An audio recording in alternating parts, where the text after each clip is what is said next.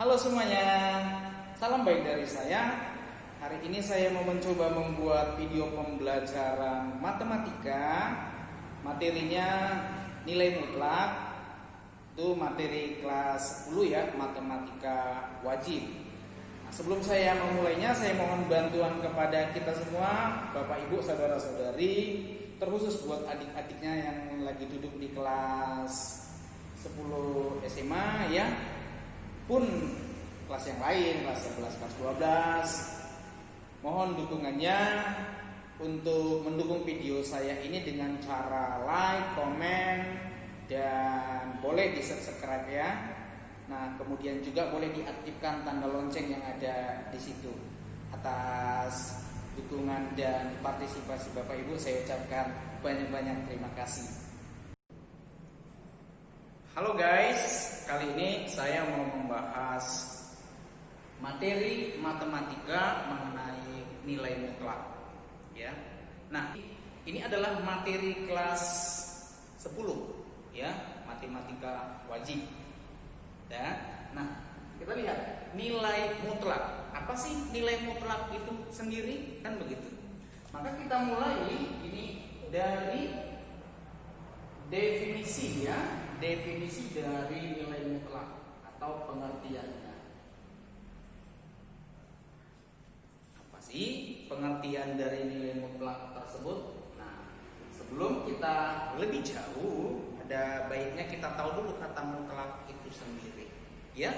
Nah, jadi istilah mutlak dalam matematika ya sebenarnya awalnya itu ya, pertama kali muncul dia itu dalam bahasa Perancis ya, dikenal dengan kata absolut ya, dengan kata absolut. Yang selanjutnya diadopsi ke bahasa Inggris ya, dikenal dengan istilah modulus. Nah, seperti itu. Terus apa sih pengertiannya, kan begitu. Ada baiknya kita tahu juga ya, sekalipun ini agak melenceng tapi bisa menguatkan pengertian dengan mutlak tadi. Ada baiknya kita tahu lawan kata dari mutlak. Ya, apa lawan kata dari mutlak? Kalau mutlak itu ya, mutlak itu kan bahasa Indonesia, itu antonimnya itu relatif.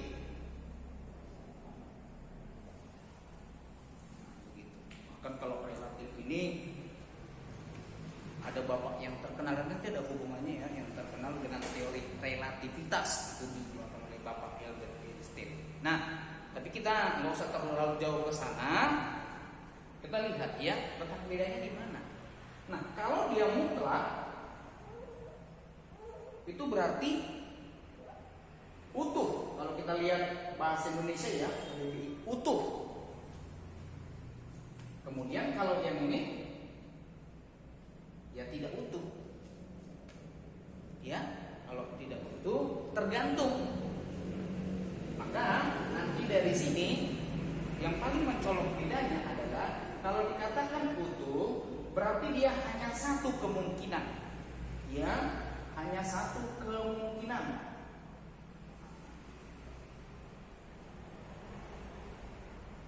Kalau yang ini lebih dari satu ya, ini lebih dari satu kemungkinan.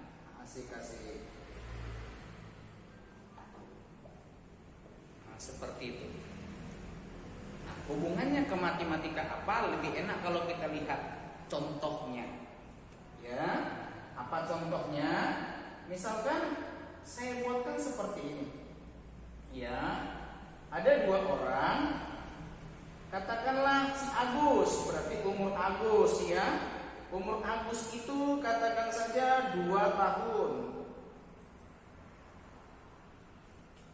Kemudian ada umur si satu orang lagi, katakanlah si Bagus, umur Bagus. Ini katakan 5 tahun. Maka berapa selisih dari umur mereka, selisihnya berapa gitu loh. Ya, nah jadi yang ini kalau ditinjau dari segi mutlak, ya, ditinjau dari segi mutlak, maka ini utuh gitu ya, nggak ada pilihan lain. Intinya kalau ditanya selisih, kalau dia tadi ini 2 tahun, ini 5 tahun, pasti selisihnya berapa? 3 tahun, ya 5 kurang 2 gitu loh, ya. Nah, jadi kalau mutlak, maka dia harus siapa? Yang besar kurang yang kecil. Siapa itu? Iya, bagus dikurang Agus. Berarti hasilnya 5 dikurang 2. Nah, ya. Tapi beda kalau pakai teori relatif, ya. Bahaya kalau kita pakai teori relatif. Apalagi kita berdebat sama orang yang terpintar yang pernah, ya. Karena Einstein itu orang yang paling pintar salah satunya ya, yang pernah ada di muka bumi ini. Yuk, bahaya kita bisa berdebat sama dia. Kalau dia bilang ya tergantung, kalau kita selisih tergantung siapa kurang siapa, gitu loh. Nah, berarti kalau relatif ada 2 kemungkinan. Nah, ya, dia kan nanya selisih. Kalau selisih pasti pakai operasi pengurangan. Ya tergantung, kalau A kurang B, beda lagi hasilnya dengan B kurang A, gitu loh. Dan sama dengan yang ini, jadinya 2 kurang 5 sama dengan min 3. Kalau yang ini 5 kurang 2 hasilnya 3. Nah, dari sini kita lihat kalau relatif ada 2 kemungkinannya. Kalau mutlak tadi ini yang biasa ya, tuh hasilnya 5 kurang 2 sama dengan 3 gitu. Dan inilah yang sering kalau di kehidupan sehari-hari kan pasti gitu ya. Kita nggak pernah tanya itu siapa kurang siapa, kan nggak pernah. Misalkan tinggi badannya 150 cm, yang satu 140, berarti selisihnya kan 150 kurang 140. Pasti gitu kan, kita nggak pernah bilang 140 kurang 150 gitu, selisihnya min 10, nggak pernah begitu. Ya, nah jadi dari sini kita perhatikan ya, kalau yang ini ada 2 kemungkinan, yang ini 1. Kita lihat yang kemungkinan ini pun hanya beda tanda.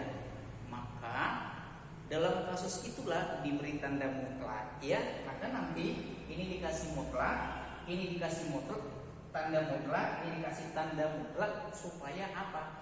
Supaya hasilnya itu tidak lagi negatif gitu loh. Dan maka dari sini disimpulkan, harga mutlak min 3 itu sama dengan 3 gitu loh. Ya, supaya tidak terjadi tadi negatif. Dikasih. Nah, kalau udah langsung memang dasar positif, ya nggak ada masalah gitu ya. Dengan 3. Maka dari sini kita bisa pastikan ya, udah dari ilustrasi ini udah bisa kita definisikan apa? Iya, definisi dari nilai mutlak tadi. Maka kita masuk ya. Nah, kita lihat notasinya sendiri ya, notasi dari tanda mutlak itu seperti ini ya, 2 garis vertikal seperti ini. Kemudian nanti ada bilangan di dalamnya, berarti bilangan yang dikenai tanda mutlak tersebut ya. Maka ini dibaca nilai mutlak dari X.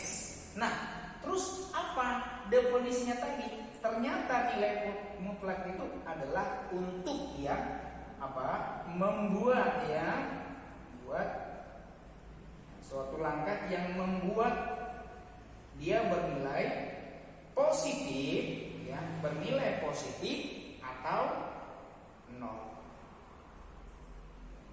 Gitu loh. Jadi selalu positif atau 0, nggak pernah negatif. Maka dari sini bisa kita buat ya, harga mutlak X itu ya kan. Nah, jadi kalau di harga mutlak kan nilainya itu harus positif gitu loh. Betul? Ya, nilai mutlak itu harus positif atau 0, nggak boleh negatif. Maka nilai mutlak itu hasilnya ada 2 kemungkinan gitu loh. Ya, artinya apa? Nilai mutlak itu hasilnya.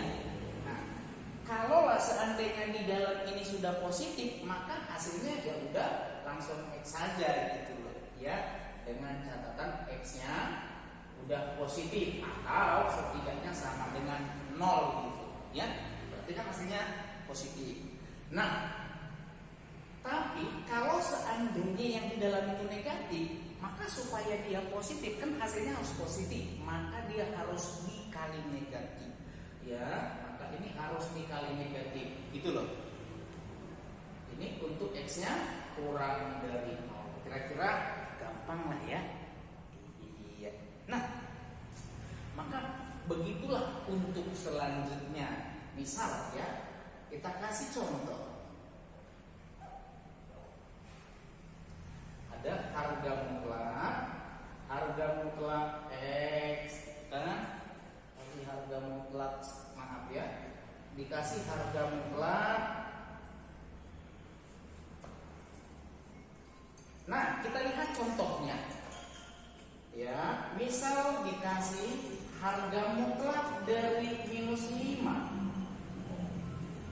Nah, di sini kan kita jelas tahu, ya, jelas tahu. Yang di dalam tanda mutlak, bilangan yang dikenai tanda mutlak itu kan negatif. Sementara kita tadi ya dikasih tahu kalau harga mutlak itu kan hasilnya pasti positif. Maka supaya hasilnya positif, maka bilangan yang di dalam tanda mutlak itu harus dikali negatif gitu loh. Ya. Maka hasilnya 5. Gampang ya, gampang.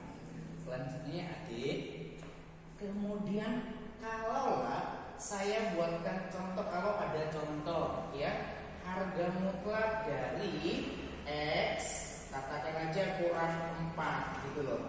Nah, kalau yang ini kita kan nggak tahu itu X kurang 4 itu positif atau negatif gitu loh, ya. Maka nilainya